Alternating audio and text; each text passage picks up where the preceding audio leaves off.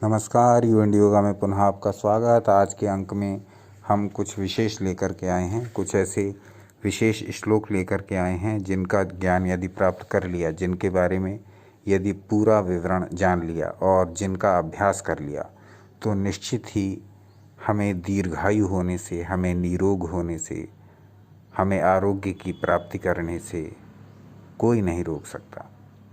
यह निरोगता प्राप्त करने के लिए, आरोग्यमय जीवन जीने के लिए और दीर्घायु प्राप्त करने के लिए रामबाण नुस्खे हैं, हमारे ऋषि मुनियों की तपस्या का प्रतिफल हैं।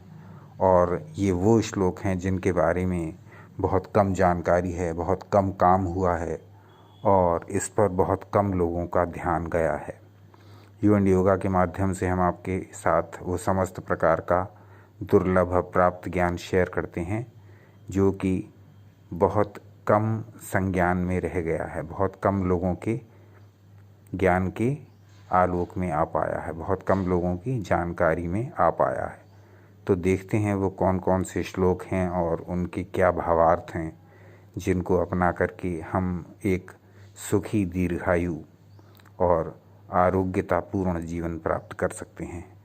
तो दृष्टि डालते हैं उन श्लोकों पर और देखते हैं।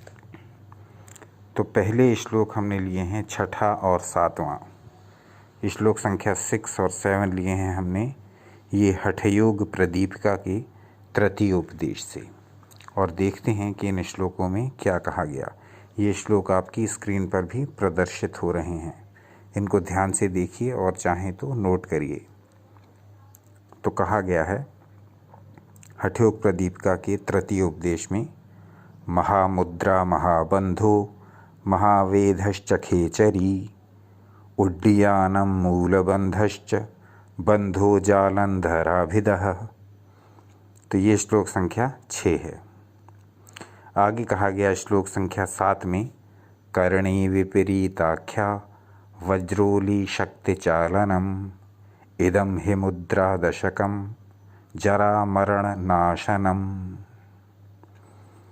तो अब देखते हैं कि ये श्लोक इतने महत्वपूर्ण क्यों हैं और इनमें क्या कहा गया और इनका अभ्यास करके हम किस प्रकार जरा मरण, बुढ़ापा,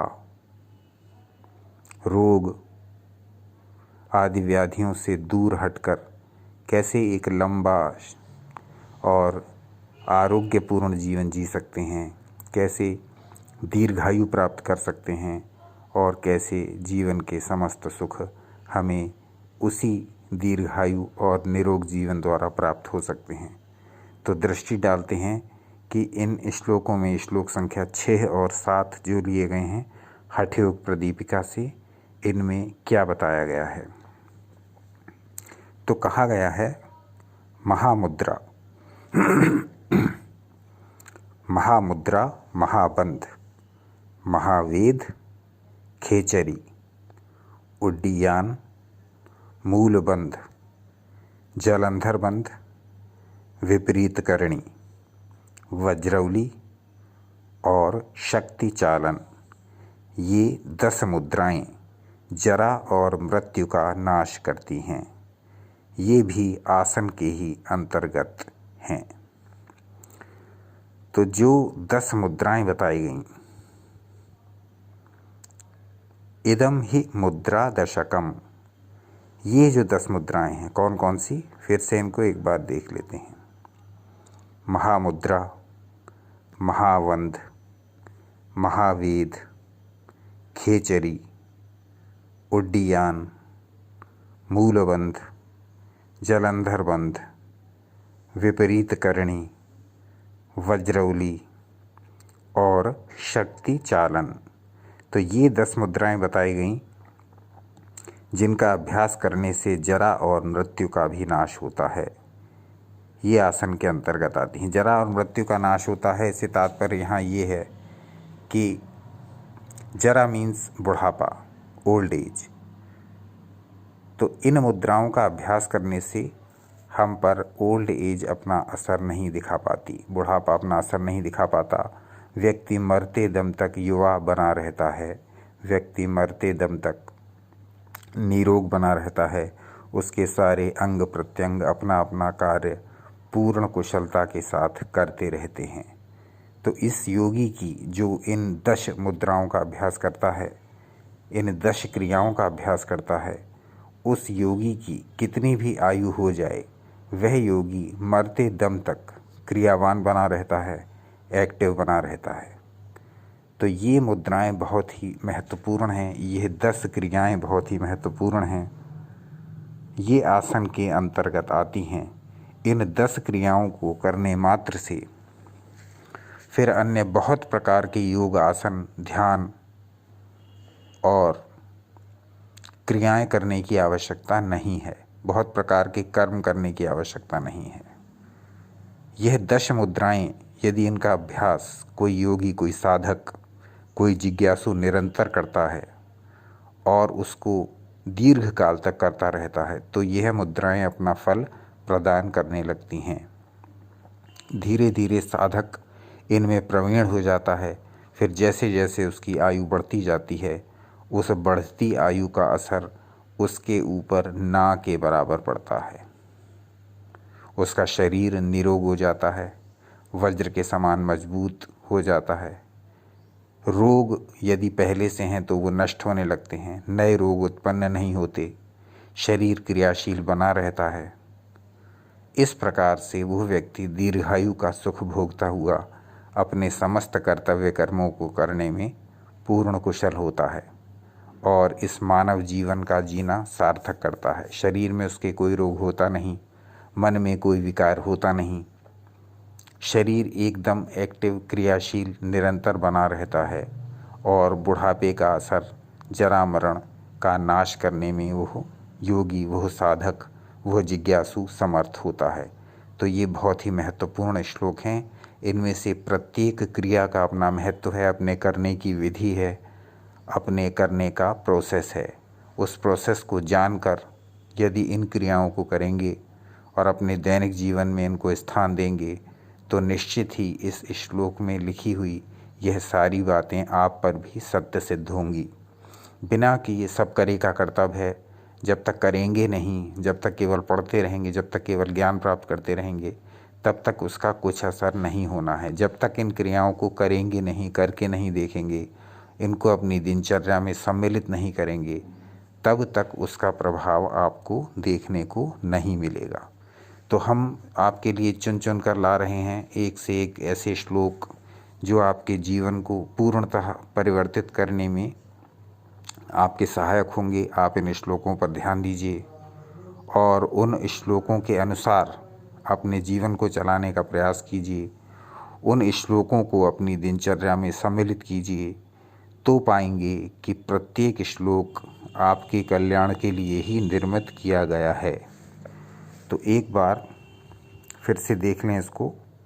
श्लोक संख्या 6 और 7 और इनमें जो क्रियाएं बताई गई हैं उनका निरंतर अभ्यास करने से हम अवश्य ही निरोग और अवश्य ही दीर्घायु को प्राप्त होंगे। आप लोग इन श्लोकों को नोट करने और इन श्लोकों में ये जो 10 क्रियाएं दी हुई हैं इनके बारे में विस्तार से जानकारी प्राप्त करने का प्रयास करें।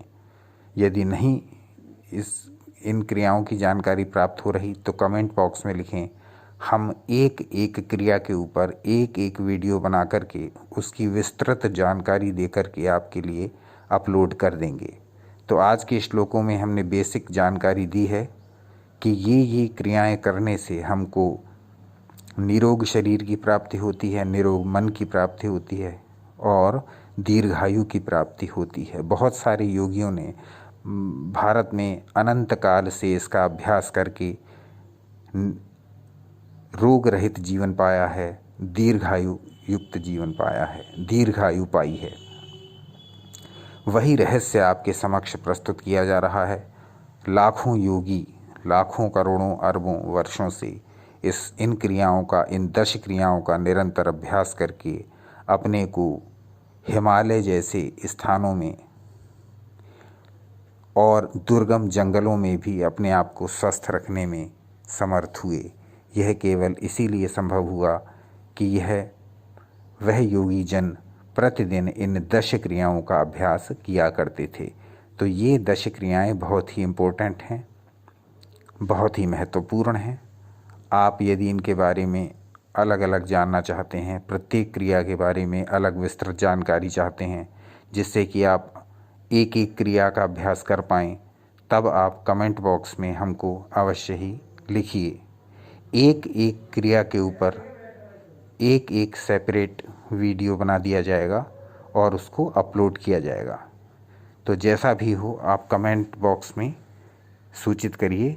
एक बार फिर से हम देख लेते हैं कि यह 10 क्रियाएं कौन कौन सी हैं जो कि हमको हठ योग प्रदीपिका के तृतीय उपदेश में बताई गई हैं। वे हैं महामुद्रा, महाबंध, महावेद, खेचरी, उड्डयन, मूलबंध, जलंधर बंध, विपरीत करणी, वज्रौली और शक्ति चालन। ये सारी की सारी मुद्राएं जो 10 हैं गिनती में, ये जरा और मृत्यु का नाश करने वाली बताई गई हैं, बुढ़ापे का और मृत्यु का नाश करने वाली। और इनके निरंतर अभ्यास से निरोग शरीर और मन की प्राप्ति होती है तथा दीर्घायु की प्राप्ति होती है। तो इसके बारे में बहुत सारा विवरण हमारे पास शास्त्रों में स्फुट रूप में उपलब्ध है, जगह जगह पर प्राप्त है, जो कि किसी एक जगह संकलित नहीं है। लेकिन फिर भी यदि आप चाहेंगे तो हम आपके सामने इसको सीरीज़ के रूप में प्रस्तुत करना चाहेंगे, पूरी एक श्रृंखला बना करके। जिस प्रकार से अभी हमने चक्रों के बारे में श्रृंखला चलाई थी, कुंडलिनी के बारे में श्रृंखला चलाई थी, उसी प्रकार से हम आपको मुद्राओं के बारे में और बंधों के बारे में विस्तृत जानकारी देने का प्लान बना रहे हैं। लेकिन ये हम जब ही करेंगे जब आप स्वयं इसके लिए तैयार हों।